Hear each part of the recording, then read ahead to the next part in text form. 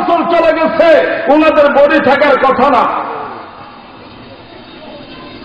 এত হাজার হাজার বছর পরে 1,24,000 পয়গম্বর সশরীরে জিন্দা হইয়া বাইতুল মুকাদ্দাসে আমার নবীর পিছনে ইক্তেদা করে নামাজ আদায় করলেন। শরীয়তের বিধান হলো ঈমান যদি জাহের হয় মুক্তাদি জাহের হইতে হবে, ঈমান যদি বাতিল হয় মুক্তাদি বাতিল হইতে হবে। এখন আমার নবী জাহের, মুক্তাদি বাকি নবীরা কি বাতিল? যেটা বলুন বাতিল। যদি 1,24,000 পয়গম্বর ইন্তেকাল শরীফের হাজার হাজার বছর পরে সশরীরে আল্লাহ পাকের কুদরতের দ্বারাই মসজিদুল আকসায় হাজির হতে পারেন রাহমাতুল লিল আলামিন সাইয়্যিদুল মুরসালিন শাফিউল মুজতাবিন আনিসুল গারিবিন রাহাতুল আশিকিন নবী মুস্তাফা সাল্লাল্লাহু আলাইহি ওয়াসাল্লাম কেন সশরীরে হাজির হতে পারবেন না? তিনি তো সকল নবীদেরও নবী, আমার নবীজি সকল নবীদেরও নবী। নাম্বার 2, আল্লাহর হাবিব মসজিদুল আকসায় প্রবেশ করলেন। জিব্রাইল হলেন রাহবার, পথ নির্দেশক। জিব্রাইল হলেন খাদেমুন নবী, নবীজির খাদেম। জিব্রাইল সামনে দিয়ে এলান দিল, হে আল্লাহর পয়গম্বরগণ, আপনারা কি জানেন সাইয়্যিদুল মুরসালিন ইমামুল মুরসালিন আসছেন, তিনি ইমামতুল মুসাল্লায় যাবেন, আপনারা রাস্তা করে দেন। 1,24,000 পয়গম্বর নামাজের কায়দায় বসা, আমাদের মতন এইভাবে আসন ধরে বসা ছিলেন না। ওনারা নামাজের কায়দায় তাশাহুদের কায়দায় বসা। এখন বলেন তাশাহুদের কায়দায় বসা থাকা অবস্থায় কি ওনারা রাস্তা করতে পারবেন? হ্যাঁ, পারবেন না। ওনারা দুইটা ভাগ হয়ে গেলেন, দাঁড়িয়ে গেলেন। দাঁড়িয়ে আল্লাহর হাবিবকে মধ্যে দিয়ে রাস্তা করে দিলে আল্লাহর হাবিব ইমামতির মুসল্লায় চলে গেলেন। 1,24,000 পয়গম্বর আল্লাহর হাবিবকে ইস্তেকবাল জানাইলেন, সালাম জানাইলেন। আজকে যে আমরা নবীজিকে দাঁড়াইয়া তাজিম করি, এটা নতুন কোন বিধাত না, এটা হলো সকল আম্বিয়াগণের সুন্নাত। যদি নবীজির তাজিমে দাঁড়ানো বিদাত হয়, ওই বিদাতের দায় 1,24,000 পয়গম্বরের উপরে দেয়। নাম্বার 3, আল্লাহর হাবিব বাইতুল মুকাদ্দাসে নামাজ শেষ করার পরে বছরের সুরতের যে কাবার, যে ঢাকনা, এটা বাইতুল মুকাদ্দাসে রেখে দিলেন। রেখে দিয়ে এবার সূরতে মালাইকি ফেরেশতাদের সূরতে তিনি বাইতুল মুকাদ্দাস থেকে সিদরাতুল মুনতাহায় গেলেন। এইটার নাম হলো মেরাজ। মেরাজ মানে হলো ঊর্ধ্বগমন। মেরাজ মানে কি? ঊর্ধ্বগমন।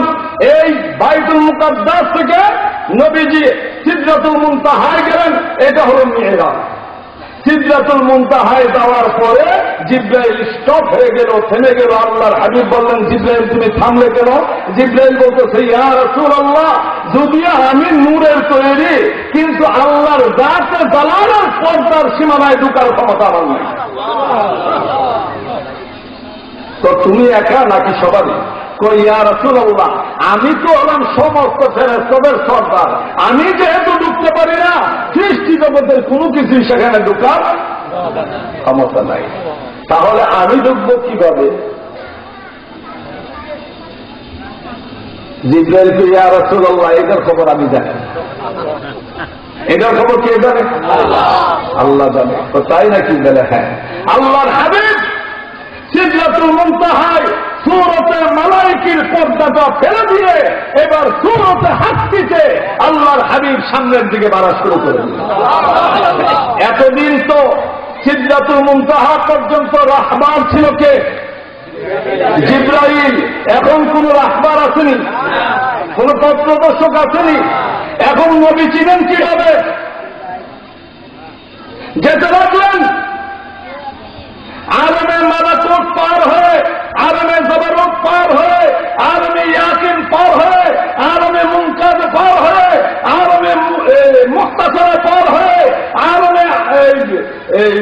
আলমে আসরার পার হয়ে আলমের লৌহে মাহফুজ পার হয়ে এইভাবে নবীজি যেতে লাগলেন। এই জন্য এটাকে তাফসীরের ভাষায় মিরাজ বলা হয় না, তাফসীরের ভাষায় এটাকে বলা হয় ইরাজ। বাইতুল্লাহ থেকে বাইতুল মাকদাস এটা হলো আসরা, বাইতুল মাকদাস থেকে সিদরাতুল মুনতাহা এটা হলো মিরাজ, সিদরাতুল মুনতাহা থেকে আরশ আযীম এটা হলো আসরা। সম্মানিত উলামায়ে কেরাম, আপনাদের কদমে আমি আব্দুল কাইয়ুম আল হুসাইনি হাত রেখে করজোরে একটা জিনিস জানতে চাইব। আল্লাহর হাবিব যখন শেষ সীমানায় গিয়ে পৌঁছাইলেন, শেষ সীমানায় যাওয়ার পরে আল্লাহ হলেন মেজবান, নবীজি হলেন আল্লাহ হলেন মেজবান, নবীজি হলেন কুরসি। কয়টা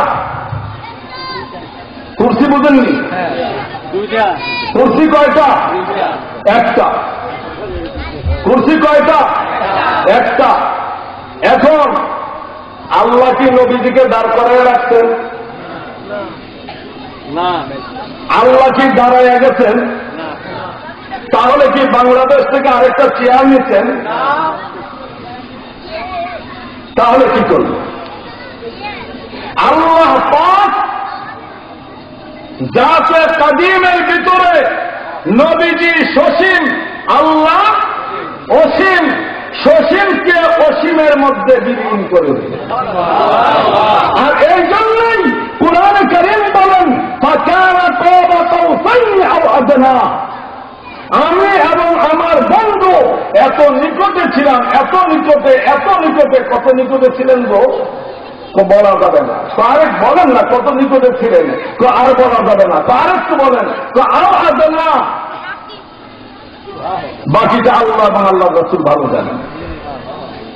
এই জন্য বলবো নবীজিকে নিয়ে কোন প্রশ্ন নয়, তিন জায়গায় কোন দলিল চলবে না, কোন প্রশ্ন চলবে না।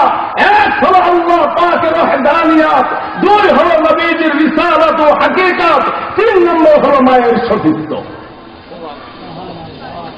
যদি মায়ের সতীত্বের ব্যাপারে দলিল চান হবেনি, হ্যাঁ, মায়ের সতীত্বের দলিল দিলে হবেনি। বাবাকে যদি বলেন যে না আমার মার সতীত্বের দলিল দেন, বাবা দিতে পারবেনি? হ্যাঁ, প্রত্যেক পরিচয় মা জানে, কিন্তু মাতৃ পরিচয় হ্যাঁ বাবা জানে না। প্রত্যেক পরিচয়ে মা জানে, কিন্তু মাতৃ পরিচয় বাবা জানে না। আল্লাহ পাক কে কি কি অবস্থান, এই হাকিকত একমাত্র রাসূল জানেন। রাসূল পরিচয় করে দিচ্ছেন তিনি আল্লাহ, লা ইলাহা ইল্লাল্লাহ, একমাত্র আল্লাহ ছাড়া আর কোন মাবুদ নেই। গোটা কুরআন নবীজির জবানের বাণী। কার জবানের বাণী? কোন জায়গায় জিবরাইল লিখে দিচ্ছে? জিবরাইলের ভাষার কোন রেকর্ডিং আছে? নাই। এই সবগুলো আল্লাহর হাবিবের জবান মুবারক থেকে বের হয়েছে। আল্লাহর হাবিব বলেছেন এটা কুরআন, আমরা স্বীকার করে নিয়েছি কুরআন। আল্লাহর হাবিব বলেছেন এটা কালামুল্লাহ, আল্লাহর বাণী, আমরা স্বীকার করে নিয়েছি এটা আল্লাহর বাণী। আল্লাহর হাবিব লাইলাতুল মিরাজ থেকে এসে ঘোষণা দিলেন যে আমি আল্লাহর দরবার থেকে পাঁচগানা নামাজ দিয়ে এসেছি, আমরা স্বীকার করে নিয়েছি। ওইখানে যদি জান্নাত পরিমাণ সন্দেহ সৃষ্টি করে দেন, আমি যদি প্রশ্ন করি যেন যদি আপনি যে থাকেন নবী গো একটা দলিল দেন, জান্নাতের একটা আঙ্গুরের নামারে খাওয়ান। আপনি তো জান্নাত দেখেছেন, আমার জান্নাতের একটা আঙ্গুরের না খাওয়ান, আর ইমান থাকবে নি? থাকবে নি? থাকবে না। ইউমিনুনা বিল গায়ব, নবীর জবানের উপরে, নবীর কথার উপরে গায়বী ভাবে কোন প্রমাণবিহীন বিশ্বাস করার নাম হল ঈমান। এই জন্য নবীজির শানের ব্যাপারে কোন প্রশ্ন চলে না। নবীজির শানের ব্যাপারে কোন প্রশ্ন চলে না। কোথায় আপনি ফতোয়া দিবেন, কোথায় ফতোয়া দিবেন, খুব সূক্ষ্মভাবে খেয়াল করেন। আল্লাহ খালেক, আল্লাহ স্রষ্টা, আল্লাহ শাইউন কাদির, সর্বময় ক্ষমতার অধিকারী। এখন আমি প্রশংসা করলাম সভাপতি, সভাপতির প্রশংসা করল আমাদের কাউন্সিল মহোদয়, কাউন্সিলর মহোদয় প্রশংসা করলেন এমপি সাহেবের, এমপি সাহেব প্রশংসা করলেন প্রধানমন্ত্রীর, প্রধানমন্ত্রী প্রশংসা করলেন রাষ্ট্রপতির। এরপরে তাদের কই আর জায়গায় তো। এখন নবী হলেন মাখলুক, নবী হলেন সসীম, আল্লাহ হলেন অসীম। আল্লাহ খালেক, নবী মাখলুক। স্বয়ং আল্লাহর জবানে, দুনিয়ার কাহারও জবানে না, মুফতি মৌলানা মুহাদ্দিসের জবানে না, আল্লাহর জবানে আল্লাহ নবীর শান বুঝাইবার জন্য ছোট্ট একটা পয়েন্ট ছেড়ে দিলেন। এই একটা পয়েন্ট দিয়ে হাজারো কোটি বছর, লাখো কোটি বছর আপনি গবেষণা করতে পারবেন, আপনার ব্রেন শেষ হয়ে যাবে, দুনিয়ার সব শেষ হয়ে যাবে, নবীর শান খুঁজে বাই করতে পারবেন। সেটা কি? নবী গো, আমি আল্লাহ আপনার শান মানকে বুলন্দ করে দিয়েছি, এত বুলন্দ করেছি, এত বুলন্দ করেছি। কত বুলন্দ করেছে আমি আল্লাহ একটু দেখিয়ে দেই না আপনাকে? ইন্নাল্লাহা ওয়া মালাইকাতাহু ইউসাল্লুনা আলান নবী ইয়া আইয়ুহাল্লাযীনা আমানু সাল্লু আলাইহি ওয়া সাল্লিমু তাসলিমা। গোটা সৃষ্টি গোলামি করে আমার, গোটা সৃষ্টি ইবাদত করে আমার, আর আমি আল্লাহ তাসবিহ করি আপনার নবী। Number one. শুধু আমি করি তা না,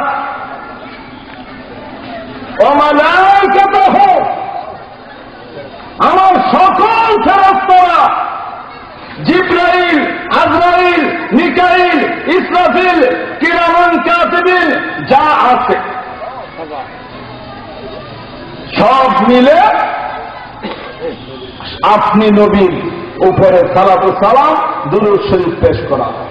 শুধু তাই না, ইয়া আইয়ুহাল্লাযীনা আমানু, হে ঈমানদারগণ। মানুষ কয় প্রকার? জোরে বলুন, মানুষ কয় প্রকার? জানেন না? মানুষ তিন প্রকার। মানুষ কয় প্রকার? জোরে বলুন, কয় প্রকার? এটা কি আমার কথায় নাকি আল্লাহর কথায়? আল্লাহর কথায়। সব মানুষ সৃষ্টিতে বাচ্চা পাওয়া যায় না, এই জন্য বলদ দাবা দিয়ে কুরবানি আদায় হয় না। তিন নম্বরে ঈমানের ক্ষেত্রে, ঈমানের ক্ষেত্রে যেটা বলদ মার্কা, মুমিনও না কাফিরও না, মধ্যে থাকে। وإذا لقوا الذين آمنوا قالوا آمنا وإذا خلوا إلى شياطينهم قالوا إن معكم إنما نحن مستهزئون। এটা এইদিকেও নাই সেদিকেও নাই, মধ্যে থেকে খালি সুবিধা খুঁজে, এইটার নাম হইল মুনাফিক। আপনারা বলতে ভয় পাচ্ছেন মুনাফিক। মুনাফিক যেটা মুসলমানের দলও থাকে, বেঈমানের দলও থাকে।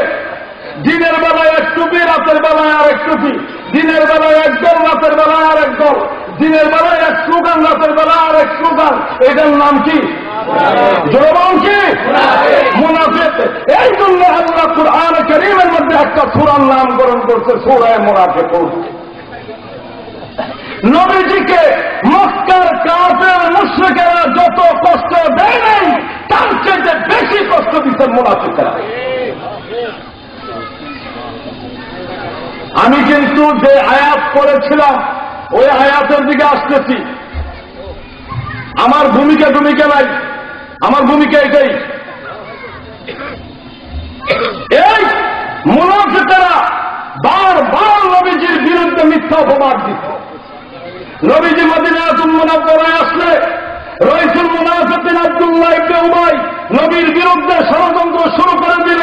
হ্যাঁ, মক্কায় জায়গা পাইছে না, বর্ষকর কিনা খেয়ে মদিনায় এসে জায়গা দখল দিচ্ছে। মুহাম্মদের চরিত্র ভালো না। যদি ভালো হইত বাস্তবতা ফিরে দেশের থেকে বাইর করে খেলে, তথ্যটা বুঝতে পারতেছেন? খুব সূক্ষ্মভাবে খেয়াল করবেন। আমাকে জীবনে জবাব দিতে হবে না। আমার এই ওয়ার্ডগুলো ইউটিউবের মধ্যে আপনারা কমন পাবেন। আমি আব্দুল কাইমাল হুসাইনি যখন যা বলি স্টার্ট বলি, ফারুকের মতন আমাকে হত্যা করার কোনো লাভ নাই। কেন? আমাকে আপনারা না মারলেও আমি মারা যাব। আইনামা তাকুনু ইউদরিকুমুল মাউতু ওয়ালাউ কুনতুম ফী বুরুজিন মুশাইয়্যাদা।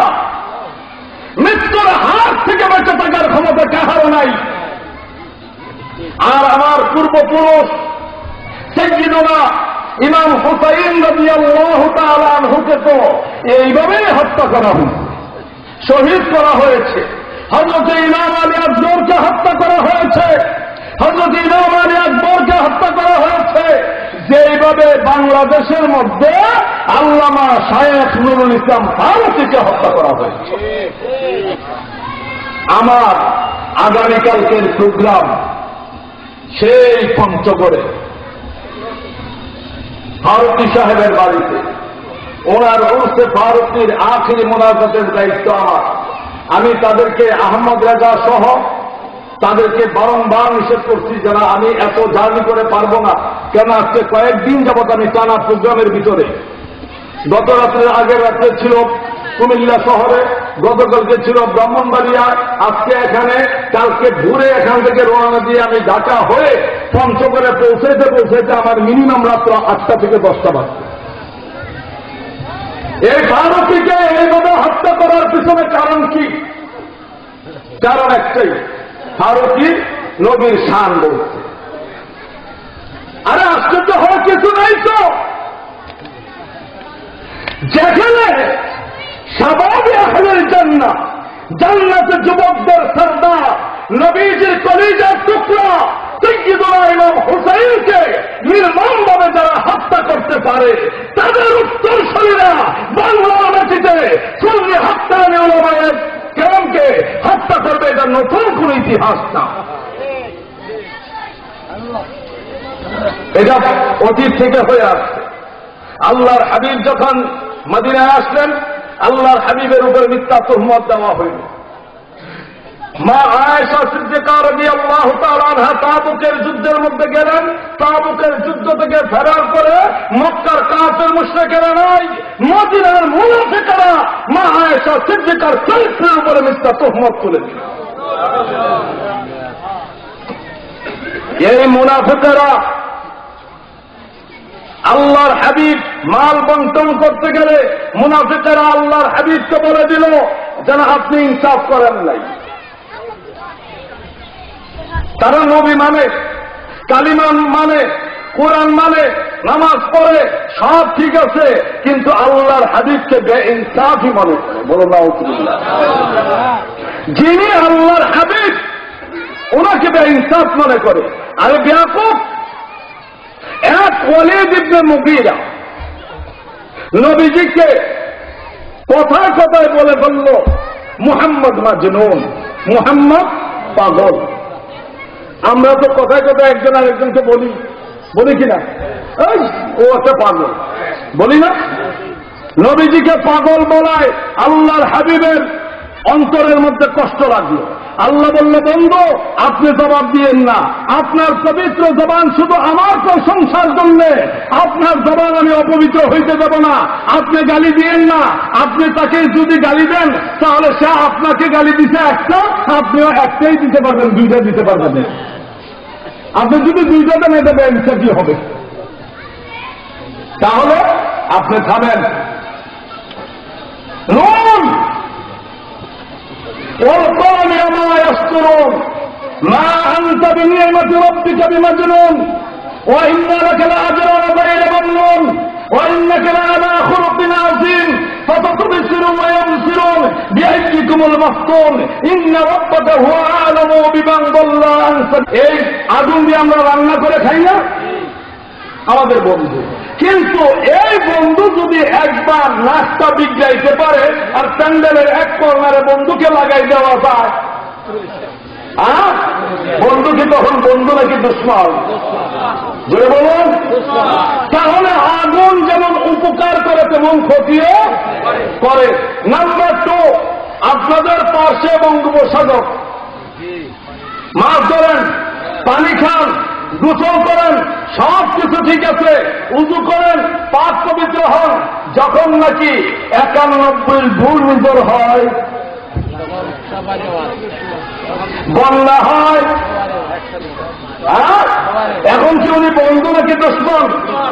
দুশ্মন। বাতাস আমাদের বন্ধু। এই যে না জানি আমি ঘাইমা যাই, এটা একটা মজার ব্যাপার আছে। আমরা এখন মসজিদে ফ্যান টানাইয়া এয়ার কন্ডিশন লাগাইয়া নামাজের প্রতিযোগিতায় নেমে গেছি, কার চাইতে কে কত তাড়াতাড়ি দেয়া ফ্যানের নিচে দাঁড়াইতে পারি।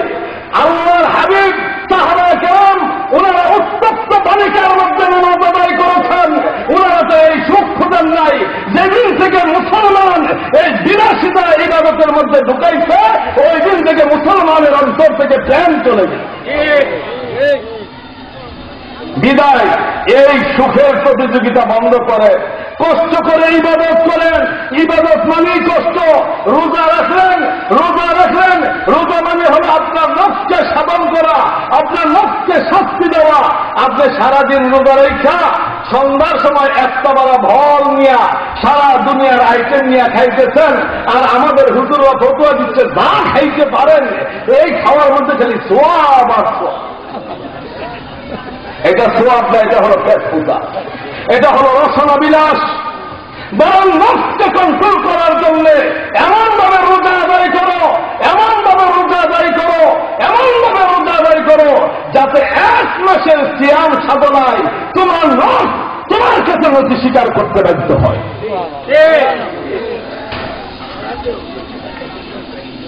আমার কথায় রাগ হন, খুশি হন, আমাকে আর দাওয়াত না দেন, কোনো অসুবিধা নাই। জীবনে প্রথম আসছি, প্রথম না শেষবারও আসলাম।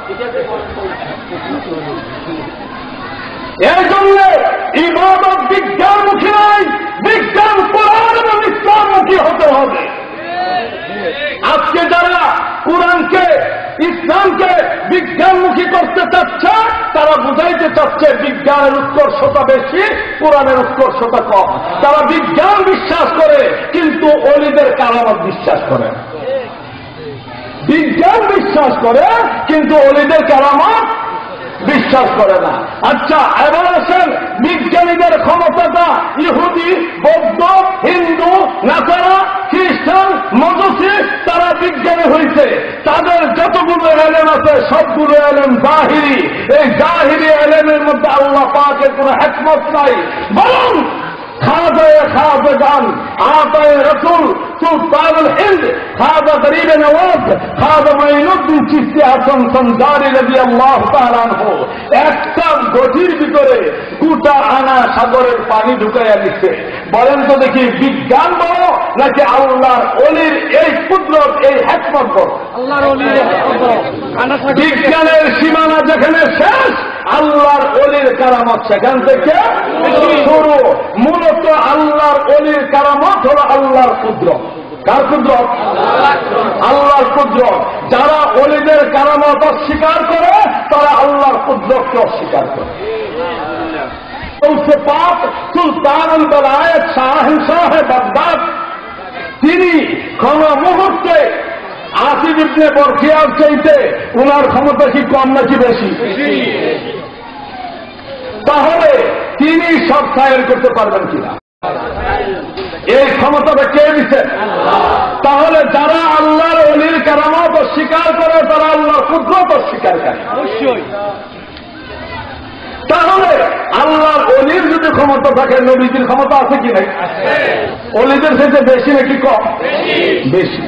এখানে একটা প্রশ্ন আপনাদের সামনে রাখতেছি, এই অডিয়েন্সের সামনে একটা প্রশ্ন রাখতেছি। গরিবে নওয়াজ যদি একটা ঘটির মধ্যে গোটা হানা সাগরের পানি ঢুকাইতে পারে, ওমর ইবনুল খাত্তাবের একটা চিঠির বিনিময়ে যদি নীল নদের মধ্যে পানি আসতে পারে, তাহলে কারবালার মাঠে ইমাম হুসাইনের হুকুমে পানি ইমাম হুসাইনের কদমের নিচে আসতে পারত কিনা? প্রশ্ন কেন আসতো না? প্রশ্ন কেন আসতো না? এই প্রশ্নটার জবাব দেব আমি একেবারে লাস্ট। এখন আছেন বিজ্ঞান কে কোরআনমুখী করো, বরং ইসলামকে বিজ্ঞানমুখী বানাইও না, ইবাদতকে বিজ্ঞানমুখী বানাইও না। যখন ইবাদত প্রশ্ন আনবেন যেন হুজুর আপনি যে মাইকে ওয়াজ করতেছেন এটা ইবাদত না, ওয়াজ করা এটা ইবাদতের অংশ না, কিন্তু সালাত ইবাদত, আযান ইবাদত। আমি এমন এক শহরে বসে কথা বলতেছি যেখানে আলেমের সঙ্গে জামাতের মধ্যে মুকাদ্দির দেওয়া নবীজির সুন্নত। বলেন একজন আলেম দাঁড়ান, বলেন যেন এটা নবীজির সুন্নত না। তাহলে কার পরামর্শে, কার চিন্তাধারায় এই ইবাদতের ভিতরে নবীর সুন্নতকে তরফ করে সেখানে মাইক ঢুকায় দিলেন? এই নবীর একটা খাস সুন্নত, যেটা সুন্নতে মুআক্কাদা, এই নামাজের মধ্যে মুকাব্বির দেওয়া, সে মুকাব্বিরের সুন্নতের গলার মধ্যে ছুরি লাগাইয়া দিয়া এখন মাইক দিয়া নামাজ পড়ানো শুরু হয়ে গেছে। বিদাত, মিলাদ পড়া বিদাত। হিন্দুরা কৃষ্ণা, তারপর আরো কি কি নামের দিনে আছে, এই ধরনের আগরবাতি ইন্ডিয়া থেকে সাপ্লাই করে আমাদের মসজিদের ভিতরে কৃষ্ণের মূর্তি ঢুকাইয়া দিচ্ছে। মিলাদের মধ্যে আমরা এই ইন্ডিয়ান গুরুদেব আগরবাতিটা দিও, অথচ আজ থেকে 30-35 বছর আগে এই দেশে যখন মায়ের গর্ভে সন্তান হইত, প্রতিটা ঘরে ঘরে নবীর সুন্নতে এই জোর জ্বালানো হইত। আজকে মক্কাতুল মুআজ্জামা, মদিনাতুল মুনাওয়ারা, ইরাক হুজুর গৌসে পাকের দরবার, বিভিন্ন দরবারগুলোতে এখনো দুধ জ্বালানো হয়। এই জিনিসগুলো তারা অত্যন্ত সুকৌশলে আমাদের মধ্যে ঢুকে গেছে। আজকে দেখেন মুসলিম মেয়েদের পর্দা নাই, পর্দা চলে গেছে হিন্দুদের মধ্যে। হিন্দু মেয়েদের ঘুমটা কি লম্বা, আর মুসলিম মেয়েদের অবস্থাটা। আমাকে এই এক জায়গায় বললো হুজুর সিলেটে পর্দার ব্যাপারে একটু ওয়াজ করবেন। আমি বললাম যে না, আমাকে আরো 50,000 টাকা দিলেও পারবো না, কারণ পর্দার জন্য মেয়েরা দায়ী না, পর্দার জন্য 1 নম্বরের দায়ী হল পুরুষেরা। আমি আমার ঘরকে কন্ট্রোল করব, এটা আমার হক। নামাজ যতটুকু ফরজ, আমার পরিবারের পর্দা করা আমার উপরে ততটুকুই ফরজ। রোজা ফরজ, পর্দা ফরজ। আমার মেয়ের ক্ষমতা আছে নাকি আমার হুকুম ছাড়া পর্দা বিহীন সে বাহিরে যাওয়া?